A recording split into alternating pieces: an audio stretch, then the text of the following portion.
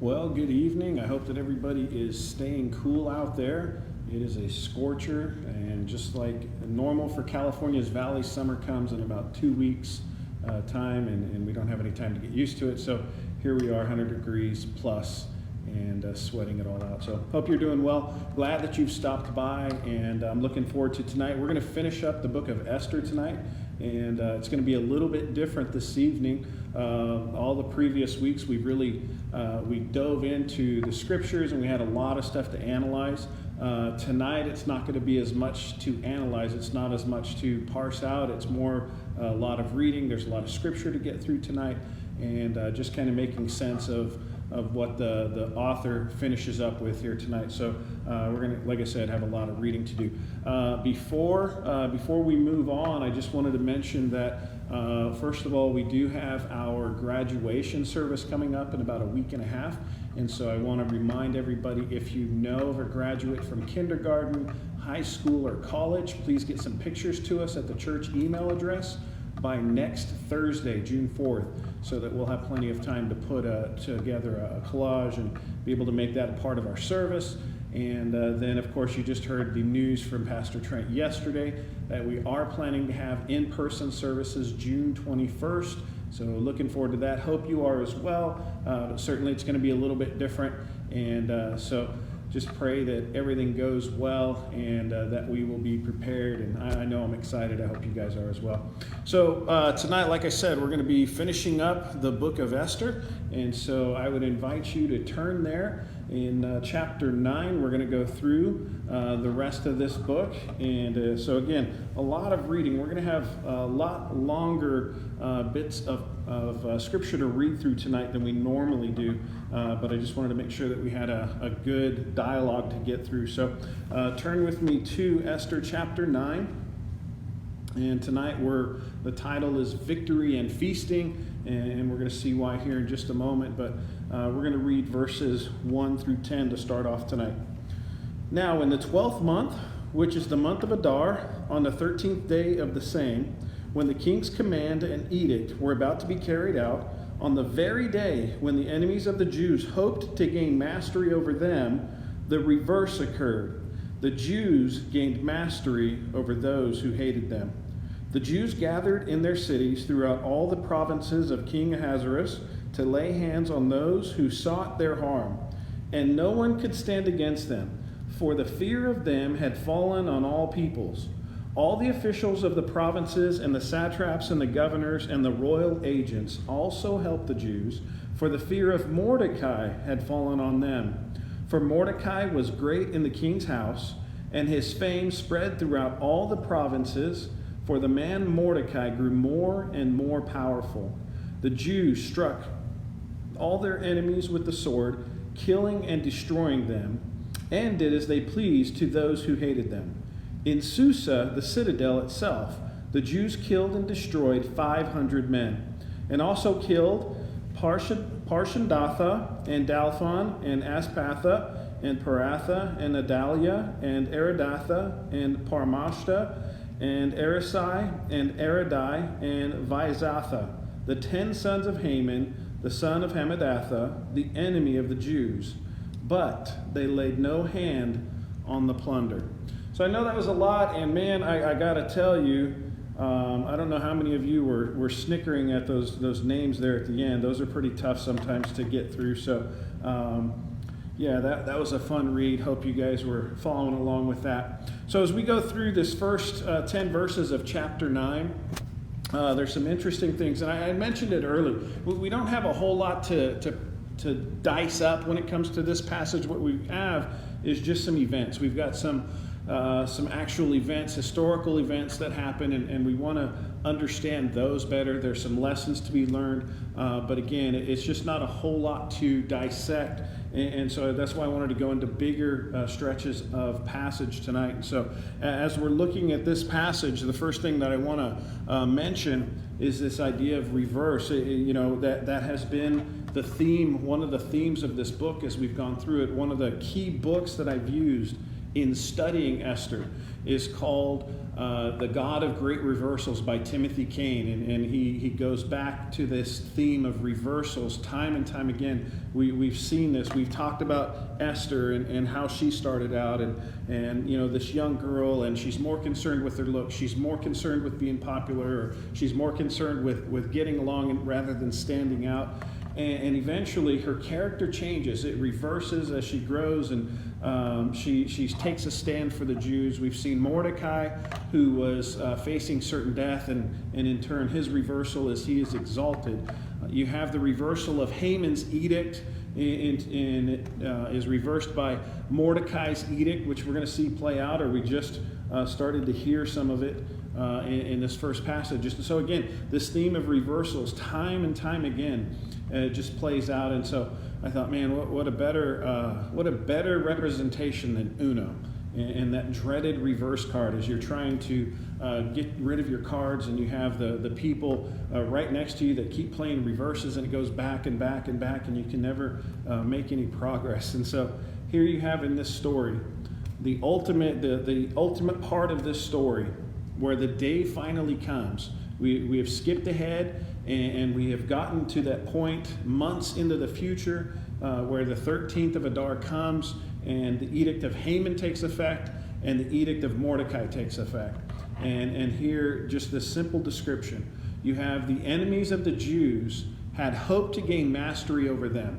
So the people that hated the Jews, certainly Haman, his hope, his prayer was that he would be able to destroy the Jews once and for all and be rid of that enemy to his ancient people. And instead what happens, the reversal, is that the Jews instead gained mastery over those who hated them. And so just again, you see the hand of God play out in this again throughout this passage. So that's the first part of reversal that we see here. There's the other description here that we see is that no one could stand against them, talking about the Jews, as we saw in verse 2. It says that no one could stand against them, and there's a few reasons that were given, a couple of reasons at least, in verse 2 and 3 that I wanted to look at. The first one is it says that for the fear of them had fallen on all peoples, and this is talking about the Jews. Anybody that had opposed the Jews, there was a fear that fell over them as soon as Mordecai was able to craft his decree and giving the Jews permission to defend their lives, to form an army basically, and recognizing that the Jews had come into power. People, the other people, those that opposed the Jews, had fear come over them. And so no one could stand against the Jews because people feared the Jews and this power that they had come upon that had been given to them. Verse 3 says that the officials helped the Jews. You have the satraps, you had the officials of the provinces, you had the governors, you had royal agents, all of those people that were officially working for the government. Instead of under Haman's order, they probably would have been helping to destroy the Jews. Now instead they are helping the Jews because, again, it goes back to this idea, the officials, all the governors, all the people in the government, they feared Mordecai. And so again, that motif of reversal in Mordecai's experience, he had been elevated to second in command, and now everybody is fearing the Jews at large, and all of the government officials are fearing Mordecai specifically. So they're not going to stand up against the Jews. They're not going to act against them. They are going to help them. So you have this amazing thing that is taking place on the 13th of Adar. There's this interesting divide that happens throughout this chapter as we look at this first description, as we start to look at specifically what happens with the Jews in Susa, in the citadel itself. The story divides here, and what you're going to find is there is going to be descriptions of what happens in Susa itself. It is the capital city. The king is there. The queen is there. Mordecai is there. And so it's the command center. Any news is certainly going to get to the king quickly. They can respond to situations quickly. And so it seems like the story, it either centers on what happens in Susa, or it takes the story overall outside of Susa, everywhere else in the empire. you hear some descriptions of that. And so you're going to see a little bit of a divide, and I'll explain the differences as we go along. It helps us to understand as we go throughout this chapter that you are now going to have the story divided, because when we get to the end, there's going to be a couple of dates that differ a little bit, and it helps us to understand that there are two different dates because of what happens in the two different regions. So again, you have Susa, what happens there specifically, and then you have what happens outside of Susa. So first of all, what happens, what news do we hear about what happens with this decree in Susa, in the citadel? News reaches the capital that 500 men have been killed in Susa itself. And so that's quite a bit. That's quite a few people in the capital city. We don't know the population, but we can assume that's quite a number of men that have been killed in the city. So those, again, remember the criteria that the Jews had to follow in order to defend themselves. That this is all they could do. If somebody came to attack them, and basically honoring Haman's decree, and came to attack the Jews, they had the right to defend themselves and to destroy the enemies, their enemies that would attack them. And so this is what's going on. So 500 men are killed in Susa. It also goes on to describe the sons of Haman. I'm not going to go back through that list of names because I will get a cramp in my tongue for sure. But it's important for us to understand that this isn't an afterthought. This isn't something that the author of Esther just throws in as extra information. It really goes to the point of the fact that when you are describing the 10 sons of Haman, if you go back to chapter 3, if you go back in time, or chapter 4, when Haman, he is upset at the fact that Mordecai is disrespecting him at the gate. This is after that first meal, that first banquet that he had with the king and the queen. And he comes home, he is frustrated by Mordecai. He's frustrated by the fact that Mordecai will not bow, will not honor him. And he goes to his wife, he goes to his friends, and he talks about the riches. He talks about how wealthy he is. He talks about the position that he has. He is second in command of all the empire. And he talks about his 10 sons. He talks about the riches of having that many sons and how important that is to a man in the ancient Near East. And he describes this. And the interesting thing is, here you have the author of Esther that specifically names them, specifically points out the fact that these men have been killed in this uprising. And it's important because it goes to show that Haman has now been dealt with completely.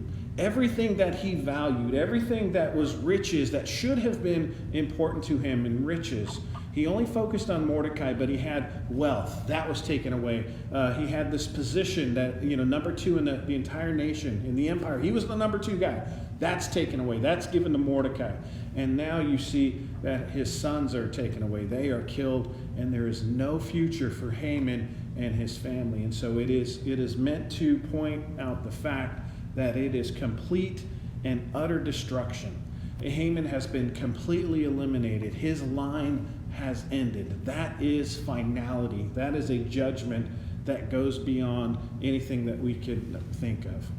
All right, so thought that was important, and I wanted to make sure that we talked about those crazy names, those difficult names, and why that was significant there.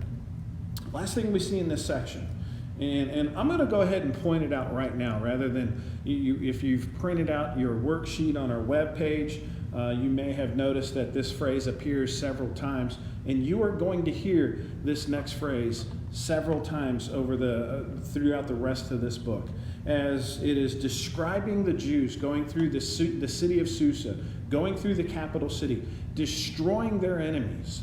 At the very end, it says they laid no hand on the plunder. And that is an important point. That is an important thing, because as difficult as this can be to describe and to talk about and to explain that you have this ruthless action that is taking place, it is important for us to understand that there is no ulterior motive for the Jews. There is no greed in it for the Jews. This is simply a holy war. May not be the best term, but it's a pretty good description. They have no interest in taking from their enemies. They have no interest in getting rich off their enemies. They simply want to be free of that persecution. They want to be free of that danger and that threat. They don't take anything from these families. They don't take anything from these men. And I think that's an important concept as we go throughout the rest of this chapter. You are going to hear that term a few more times. And so just wanted to point that out as we go through here. All right. Okay, let's get back to the book. We're going to get back into verse 11 here. Let me get a drink here. All right. Esther chapter 9 in verse 11. We're going to read through verse 15. That very day, the number of those killed in Susa, the citadel, was reported to the king. So again, it's happening. It's local. It's right there.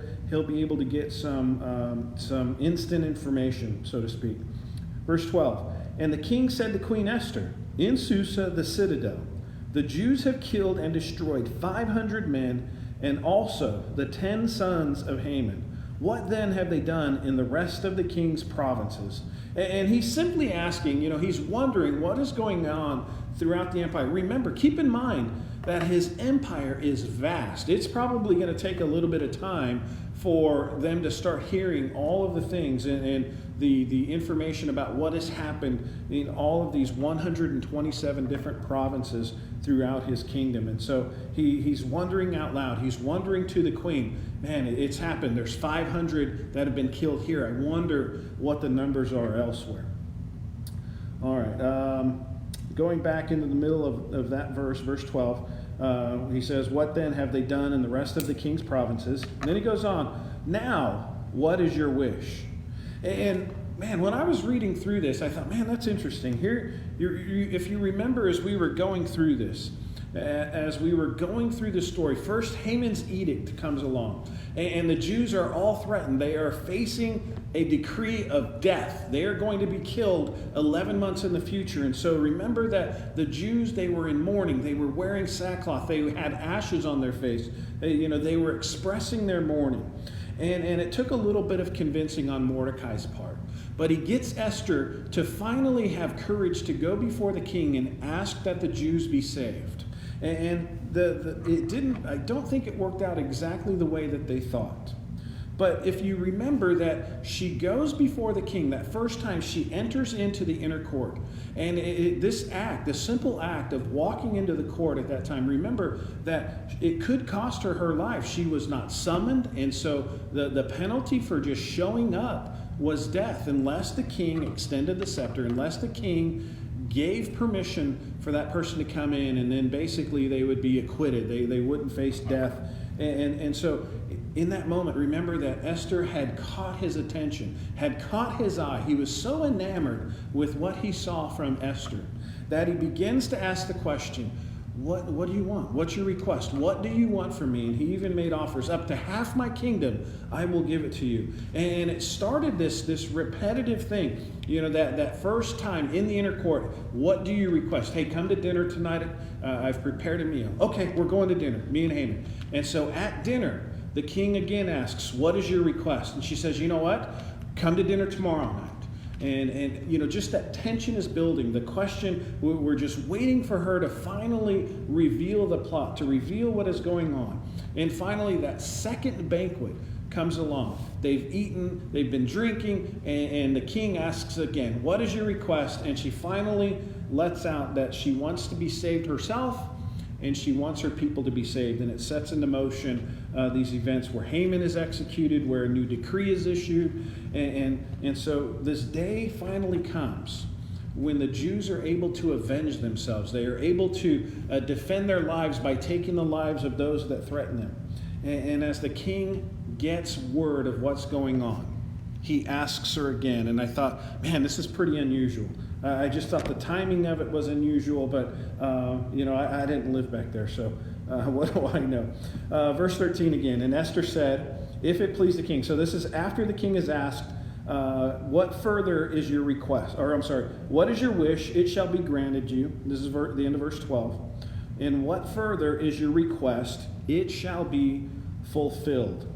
In verse 13, and Esther said, if it please the king, let the Jews who are in Susa be allowed tomorrow also to do according to this day's edict. So basically she's saying, what is my request? Hey, what I want is I want the Jews to be able to do tomorrow what they're doing today. She wants them to be able to go and defend their lives and face down their enemies, face down those that would threaten them another day. And so that is her request. And then she goes on and she says, and let the 10 sons of Haman be hanged on the gallows.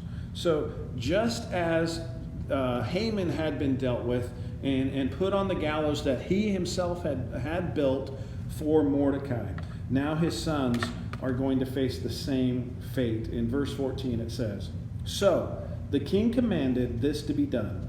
Whatever Esther had requested, that's what's going to be done. A decree was issued in Susa, and the 10 sons of Haman were hanged. The Jews who were in Susa gathered also on the 14th day of the month of Adar, and they killed 300 men in Susa, but they laid no hands on the plunder. So again, I thought this was pretty interesting. Here we have the planned date. This is, excuse me, when Haman had first set his decree, it was 11 months before. So the date was set 11 months out in the future. And then Mordecai's decree comes 70 days later. So you've got, 8 months? And so this dialogue had moved ahead 8 months to the day of decision, the day that these were to take effect. And so now you had the 13th of Adar. All of this stuff takes place. She asks for an extra day, and the king grants it. So they go on and they kill 300 more on the second day. So let's look and see some of the important things. So again, just to recap this section, you have the report to the king. So again, what is happening in Susa, he can get that information very quickly. So he's getting stats from the city. He is hearing that there are 500 men and the 10 sons of Haman that have been killed that day. And then the king turns to the queen. What do you want? What's your request? What can I give you? Making sure, seeing if she's satisfied with the events of the day. And he grants the request, and the queen asks for another day, and 300 more enemies of the Jews are destroyed. And then again, you have that same phrase, they laid no hands on the plunder. This is a theme. This is an important message if we are hearing it again. And then we're hearing it again, and we're going to hear it one or two more times. It is an important message. It speaks to the motivation. It speaks to the purity of the Jews and what they are meaning to do on this day. All right? Okay, let's get back in. Verse 16, I'm going to read 16 through 19. Now the rest of the Jews who were in the king's provinces also gathered to defend their lives and got relief from their enemies and killed 75,000 of those who hated them. But they laid no hands on the plunder. There it is again. So let me stop right there. I do want to make sure, again, I pointed out that you were going to have two scenes. You're going to have two locations. You're going to have in Susa, in the city, and then you're going to have the rest of the Jews. You're going to have the rest of the empire, all of the other provinces. And so in Susa, first day, 500 men are killed. Permissions granted for another day of doing this. 300 more are killed. And so now it switches to outside the city. And we hear the story, 75,000 enemies of the Jews have been destroyed on the 13th of Adar. And that is significant. You know, that would be the size of a pretty good sized city back then in the empire. And so it's pretty amazing that many enemies of the Jews would have been destroyed on that day. Verse 17. This was on the 13th day of the month of Adar. And on the 14th day they rested and made that a day of feasting and gladness. But the Jews who were in Susa gathered on the 13th day and on the 14th and rested on the 15th day, making that a day of feasting and gladness. Therefore, the Jews of the villages, so those outside of Susa, who live in the rural towns, hold the 14th day of the month of Adar as a day for gladness and feasting, as a holiday, and as a day on which they send gifts of food to one another. All right? So again, I want us to make sure that we see the demarcation, that we understand the two locations, locations where these scenes play out. Susa is significant, and then you have what happens outside the city. I think it's significant. We have to understand, we have to recognize that, this being thousands of years ago, they don't have Twitter, they don't have Facebook, they don't have cell phones, they don't have texting, they don't have instant communication. And so one of the things that you'll find is the things that are happening in Susa. The king can hear about it right away. He can deal with it. He can respond to it right away. Esther can ask for an extra day, and a decree can go out, and everybody in the city can receive notice of that right away. And so it's significant that the proximity is important, because all of that stuff can happen. It can be extended a day, and it's relatively easy. You can't do that if you're going out to 127 provinces. Outside of Susa, it takes time. I was reading, it could take up to 6 months for a message to get to the outer reaches of the empire. And so it's not going to be practical for them to change the plan in any other place but in Susa. So again, so you're going to have different experiences. You're going to have kind of different rules with the Jews outside of Susa. So let's see what plays out here. As we go through this passage, we just heard that these days of rest. And by the way, we've mentioned this idea of Purim, and we're going to, the next passage that we talk about, it's going to describe it in more detail. But essentially, here's something that is incredibly interesting about this. If you had this death sentence hanging over your head, if you had this thing that was, it's in the future, there's danger, there's a threat, there's a death sentence hanging over your people, that's going to be a significant event. You're going to circle that on the calendar. You've been given permission by this decree to be able to defend yourself. So likely you're going to be doing everything that you can to prepare your home, your people, your family. You're going to do everything you can to be ready for that day. And so for me, what I find interesting is I've had those days. I've had, if I've planned events, I put all of this energy, all of this attention, all of this work into this day or this event or whatever it is. And then when that event's over, the lull afterward, that kind of, you take that deep breath, everything's done, and you just kind of enjoy, you bask in the glow a little bit. And that's what's going on here. The Jews have been hyper-focused on this date, whether they've been outside of Susa, they've looked to the 13th of Adar. If they've been in Susa, they've still looked to that same date, and then they have a day, one extra day added to it. But man, when that's all over with, man, they get to take that sigh of relief. They get to take that break. And so it describes it here that they take a rest. They're looking at this day, this 14th, the day after, as a day for gladness and feasting, as a holiday and as a day on which they send gifts of food to one another. And so it's significant. I think it's important as we go through and we're reading through Esther, as we're seeing two different dates where maybe we didn't quite grasp why did they celebrate this on two different dates.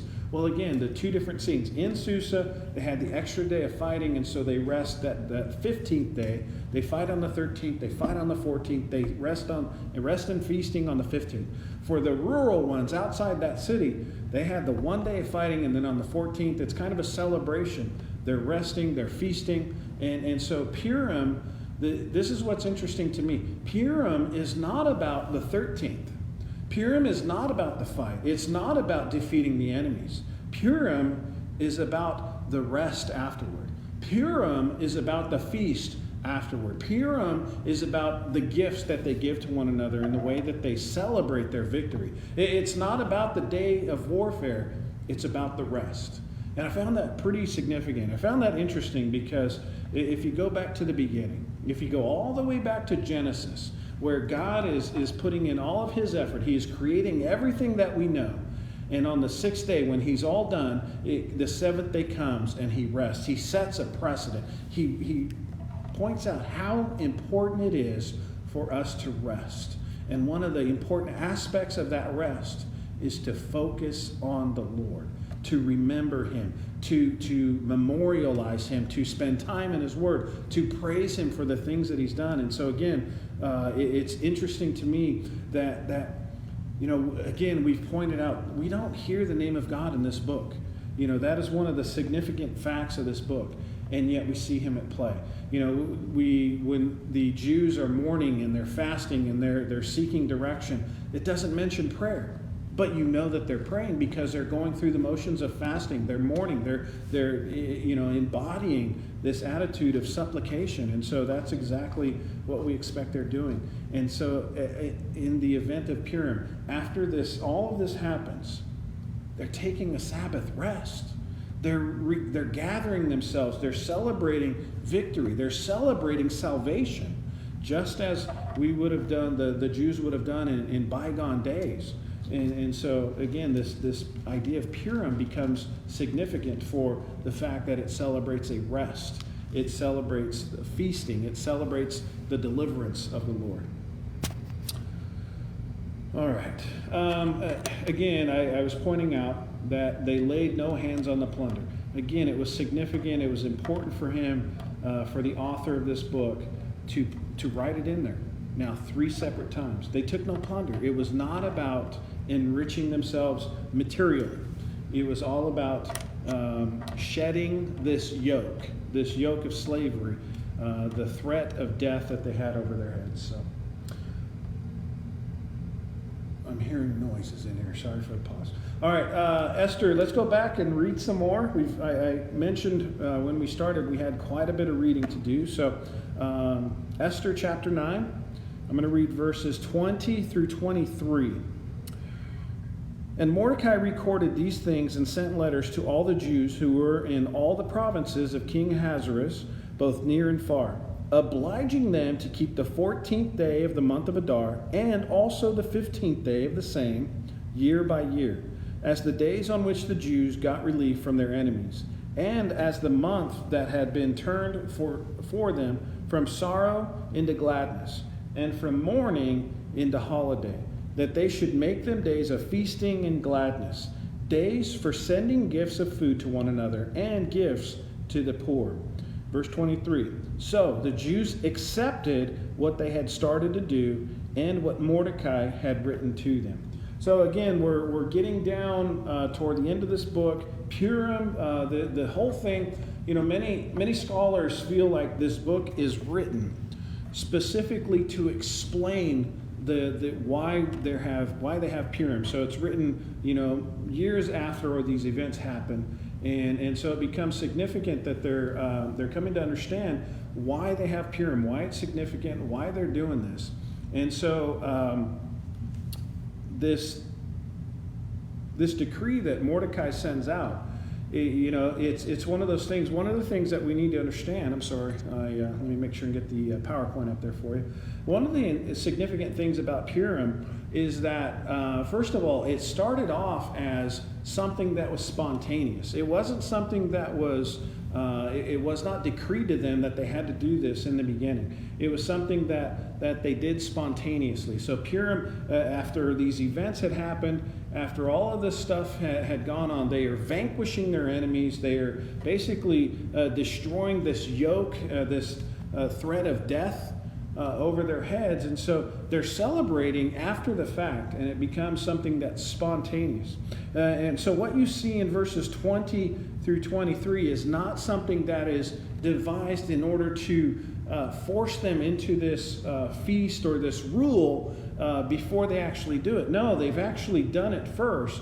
And what happens is Mordecai, when he goes and he writes this decree, he's recorded these things. It says that he's recorded what has happened, and then it becomes a command, essentially, that they should observe this on a regular annual basis going on in the future. And so it's something that starts organically. It's a grassroots type of thing.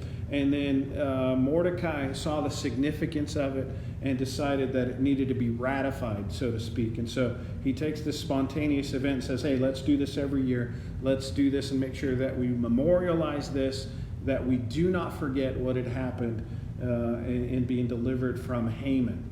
The last thing that I wanted to talk about in this passage here is this idea of Purim. It involves feasting, it involves gladness, it involves sending gifts of food, and it also involves sending gifts to the poor. Now, likely they're talking about in sharing all of this stuff, in feasting, is making sure it's a hospitality type of thing. Over the years we've talked about this idea in the Near East, in the ancient Near East, hospitality was incredibly important. People couldn't travel like they can today, and so you're talking about going over harsh terrain and walking for days, or maybe riding a camel or a horse or a donkey or something. You had to rely on people to help you and to provide you with water, maybe some food, shelter along the way. And so this kind of carries on that idea when we're talking about gifts to the poor. It's really talking about this idea of, if there's going to be a celebration, that the entire community needs to come together.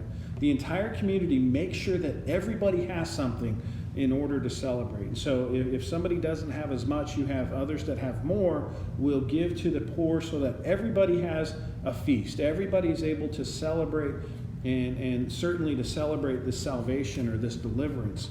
And so that became an important aspect of that. I do want to mention, as I was doing some research, the Jews still celebrate Purim today, but it's changed slightly. In the Renaissance period, they took on a tradition of wearing costumes, and it became a part of their celebration. Now, some of the costumes can be pretty flamboyant, but the idea was to really get out there and celebrate, and to be able to bring happiness to this festival and what they're observing. And so if you're interested, you can go out there and carefully look on Google and see some of the costumes and some of the practices that they use now in observing Purim. I thought that was, I got a kick out of it. So, all right, back to Esther chapter 9. We're moving right along here. I know I'm going fast. I did want to make sure and kind of get through everything, since this is the last lesson, and didn't want to go too far over. So I do know that we're not really asking a lot of questions tonight, but again, it's more historical information. So, all right, verse 24 and 25.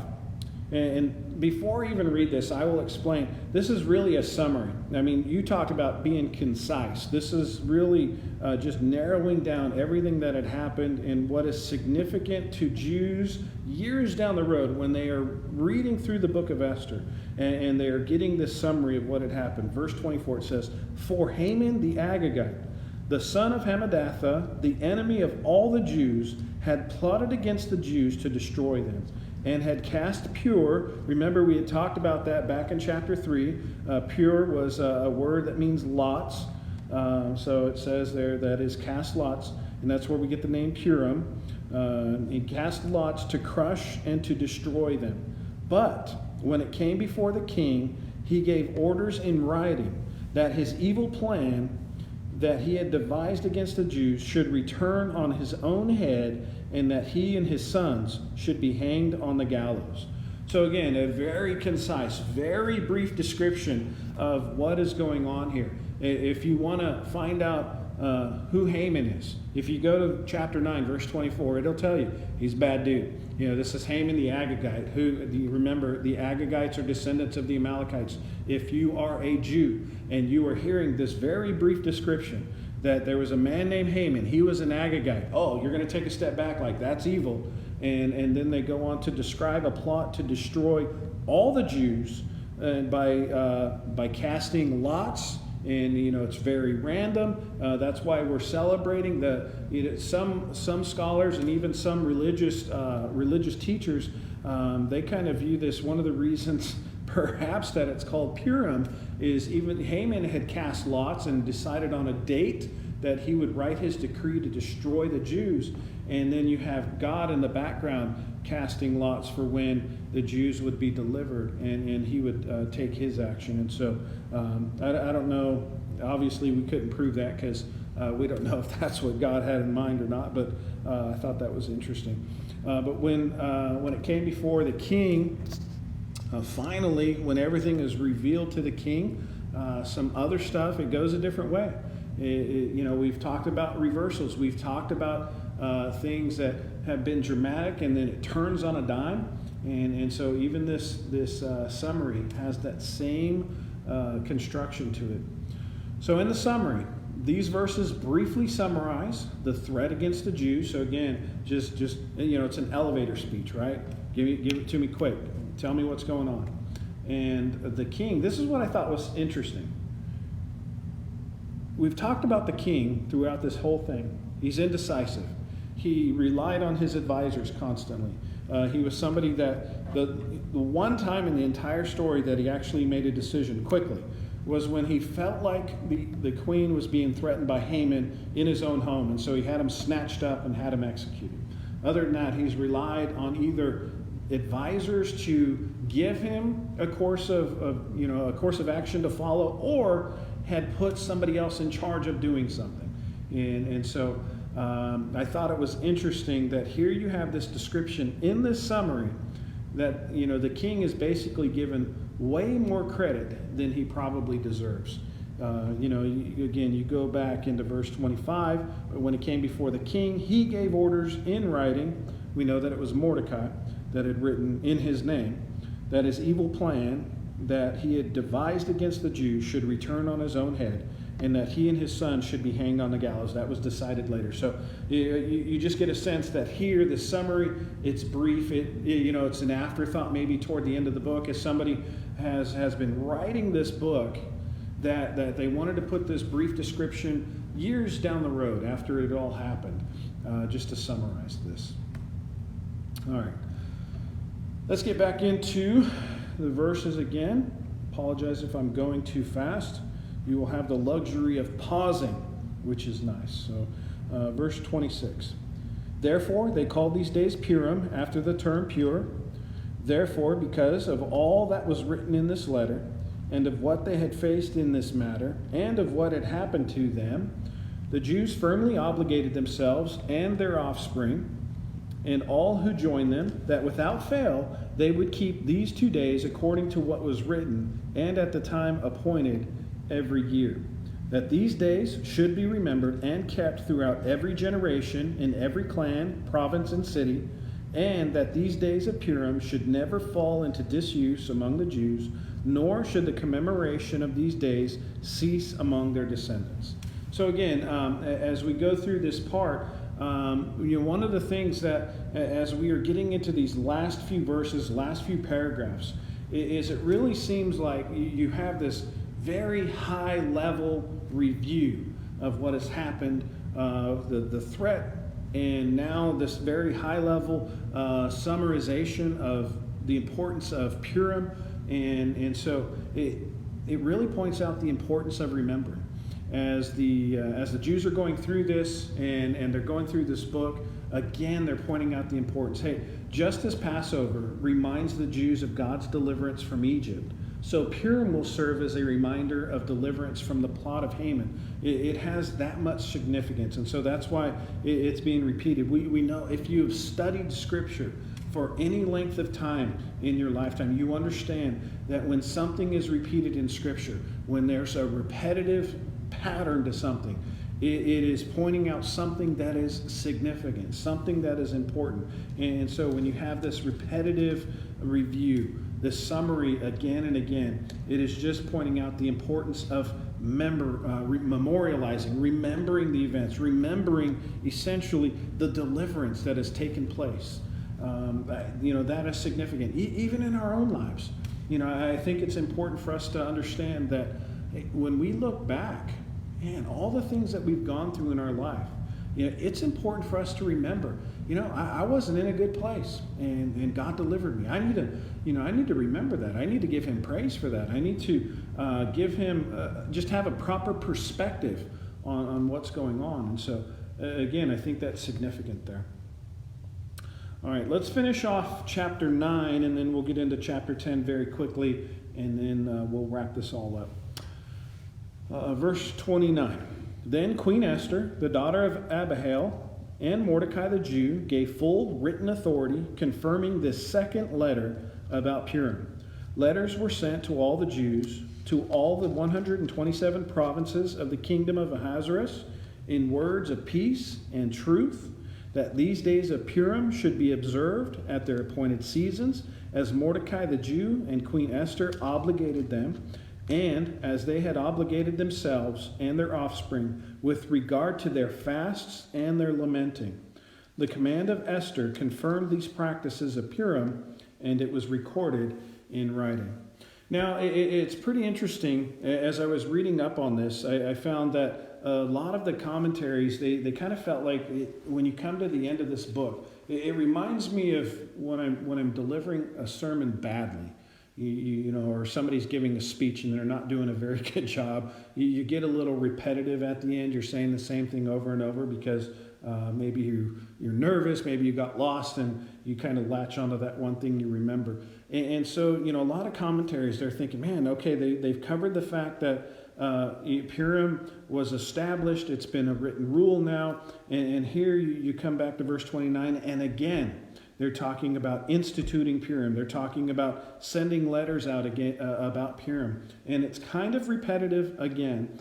And I kind of get this sense as we're going through this part that what you have is, again, they're summarizing it. It seems like years later. I just get this sense that you've had the events that had happened in the time, and as they are able to vanquish their enemies in the moment, they're able right away to establish this tradition of Purim. And then maybe a few years afterward, you have this idea of being able to go back and review it, going back and reinstituting or reminding everybody the importance of why you did it. And so here you have in verse 29 through 32, the end of this chapter, Esther and Mordecai again send notice of Purim. They're again sending out these letters, reminding people to observe Purim, to remember what it was about, and then to embody that rest, that celebration, the feasting, and the sharing and giving gifts. Again, a couple of questions.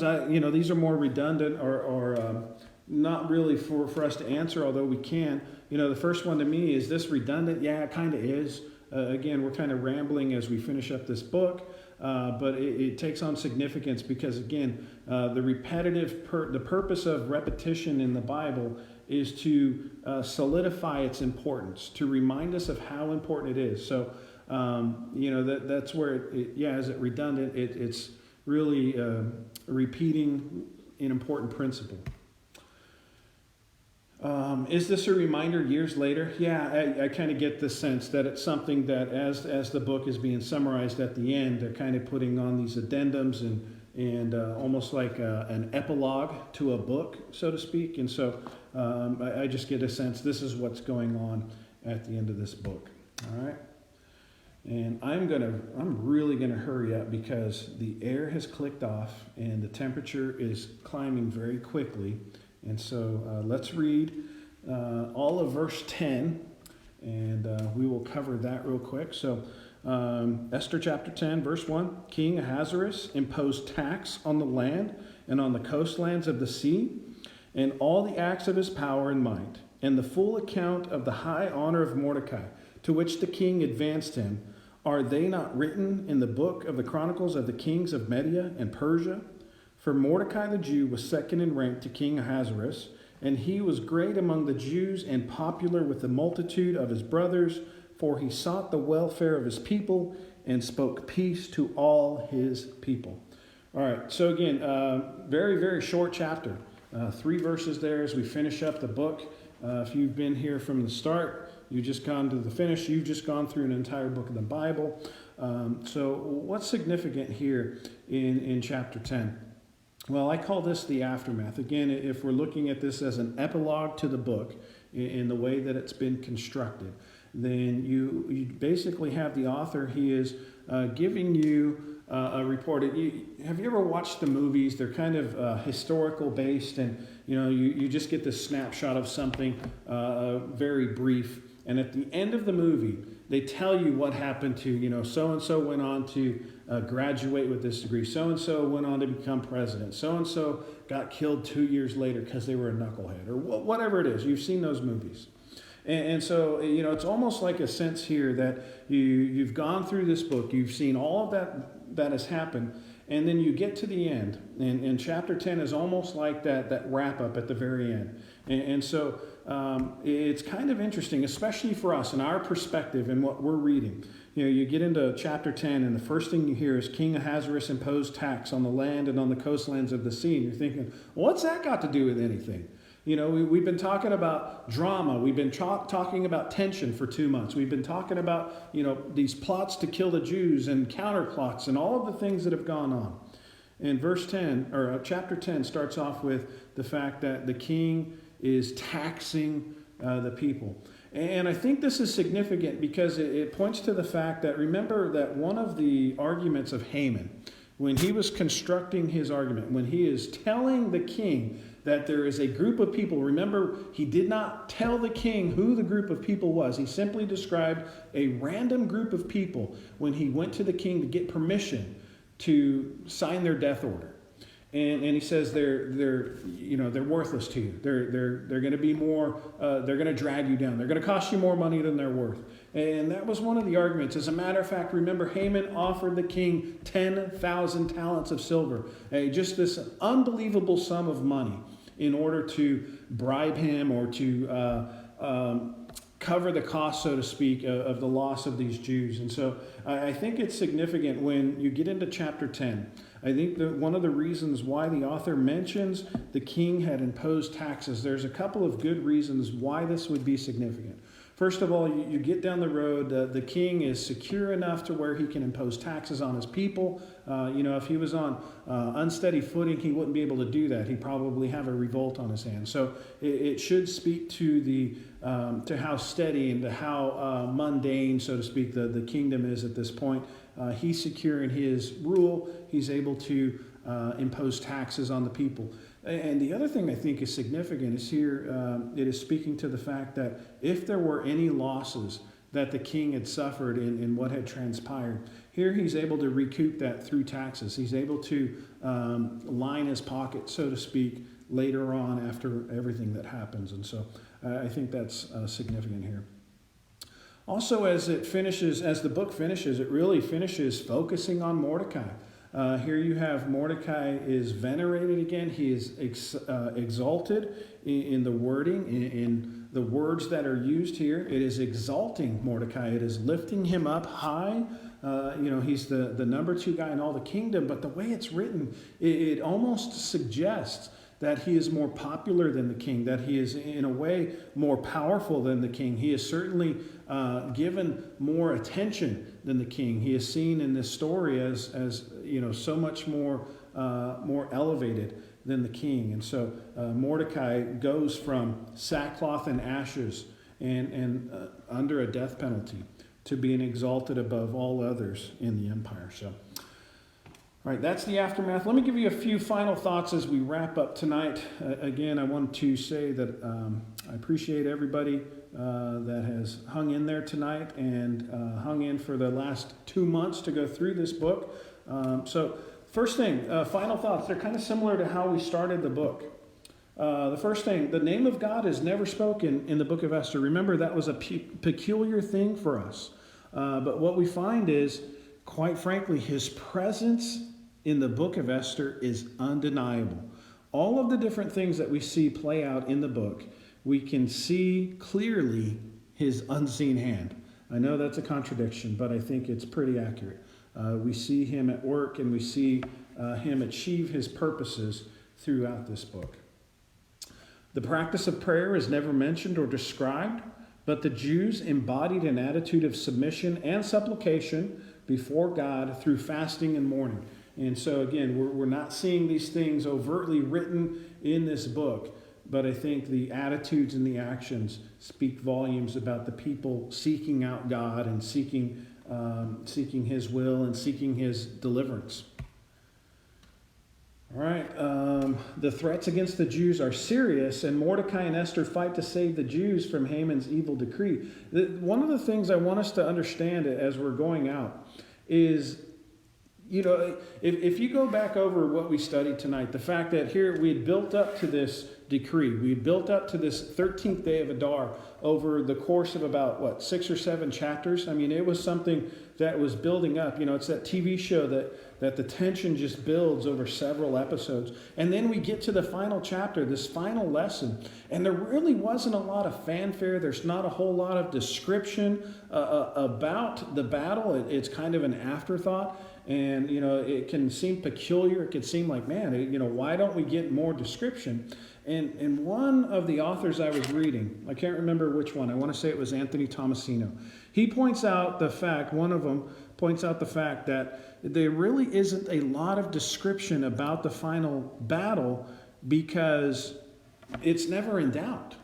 If you go back to Mordecai's thoughts in chapter 4, I believe it is, when he is trying to convince Esther to go before the king and to be able to start the process of reversing the death decree. And remember that Mordecai tells Esther, hey, you need to go in and you need to go to the king. You need to get this reversed. And she's hesitant at first. And remember, he says, look, if you don't go, that's fine. The Jews will be delivered in another way. He has that faith. I know that's Mike Kilcrease's translation of it. He has faith that even if Esther does not go, if Esther does not go before the king, Mordecai has faith that God will deliver his people. God had made these promises long ago. Hundreds of years before, God had made a promise to preserve the Jews. And so this threat against them, even though it's something that they had to take serious, even though it is something that they had to do, they had to fight, they had to go and do what they needed to do. Ultimately, Mordecai especially had faith in God that it was not going to happen because of the promises that God had made.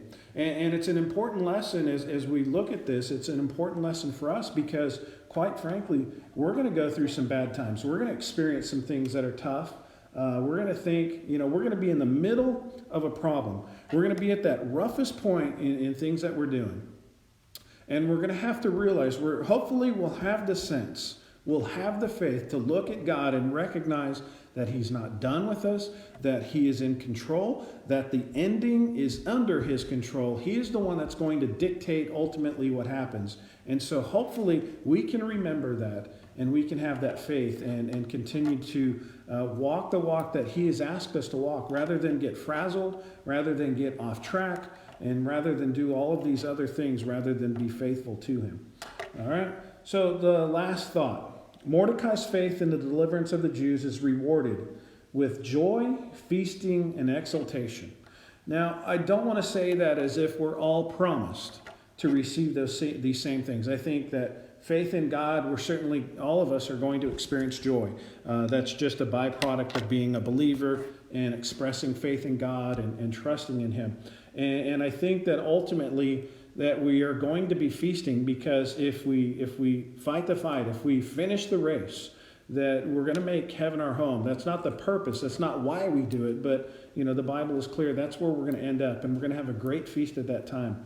And eventually we're going to be exalted in that time as well. But we just have to be careful that we don't make that our purpose. That is not why we do it. We do it because we're devoted to God. We love God. We want to be obedient to him. We want to spread his word, his gospel, his glory. And so, but we have these byproducts that we're going to experience because of that. So I think it's pretty encouraging. Again, I think this is, I've really enjoyed the study. It's a great book. We really got to see a lot of changes. We got to see Esther mature in ways that we could never expect. We got to see people go from a death sentence to life and to be able to celebrate and have joy and feasting and all of these things. And so I thought, man, this is a great book and it's a great encouragement. And the final message is going to be, hey, God's in control. God is going to, he's going to achieve his purposes. And so we can rest in that. We can have faith in that. All right, let's close in a word of prayer again. I hope that you guys have enjoyed the study over the last few weeks.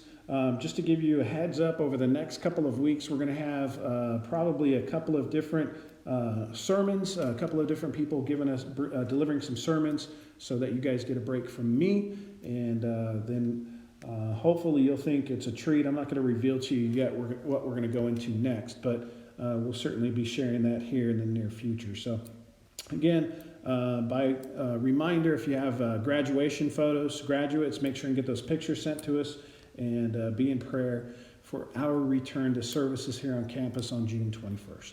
Let's close in a word of prayer. Father, as we come to you tonight, Lord, I'm so grateful that we've had a chance to get through this book, Lord. And Lord, even though you are not named, Lord, even though we don't have any religious teaching, Lord, I think it's amazing that we just see you. We don't have to hear your name, but we can see you. We don't have to see all of these things written down in ink, but we know that your presence is there. And so, Lord, we praise you. We're so grateful for this book, and thank you for the chance that we've had to study, Father.